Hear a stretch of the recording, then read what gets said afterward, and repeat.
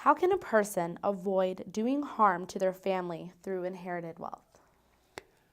It's almost legendary that giving money to people hurts them. And it's somewhat counterintuitive. And we have people that have grown up that have started from nothing and their parents had nothing and they had nothing from kids. And they often have this attitude, well, I want to give my children all the opportunities I didn't have when I was a child.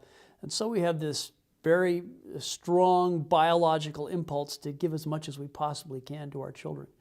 And at the end of the day, it messes our kids up pretty big. So there are a variety of factors I like to help clients look at and consider.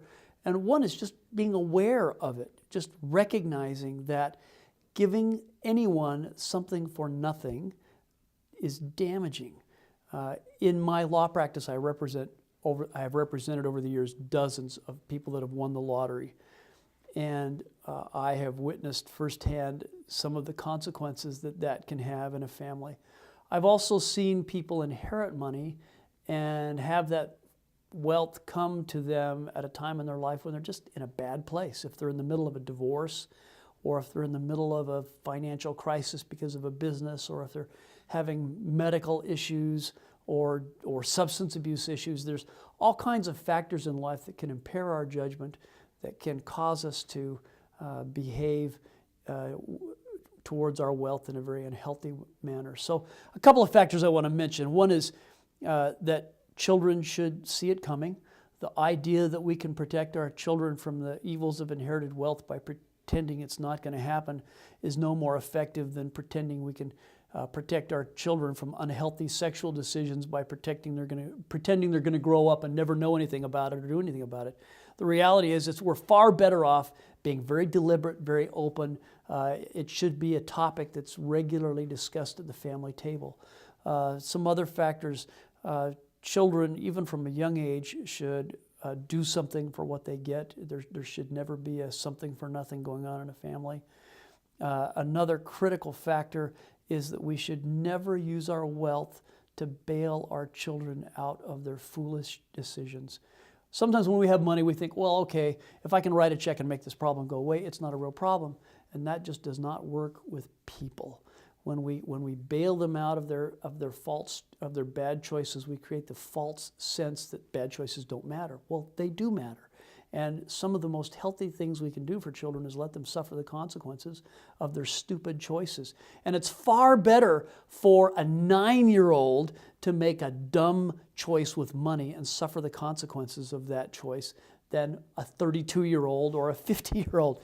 So if we let them have some of those negative consequences at a young age and deal with the sadness that results, then they are able to better manage that at an older age.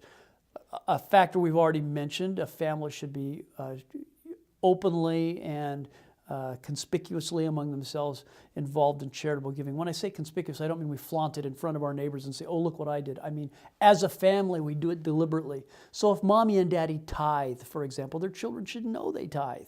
If mommy and daddy are volunteering at a charity in their church or their hospital or a local service club, the kids should know that and should be involved in it. And they should be going along and participating in that process. They should see that value at work.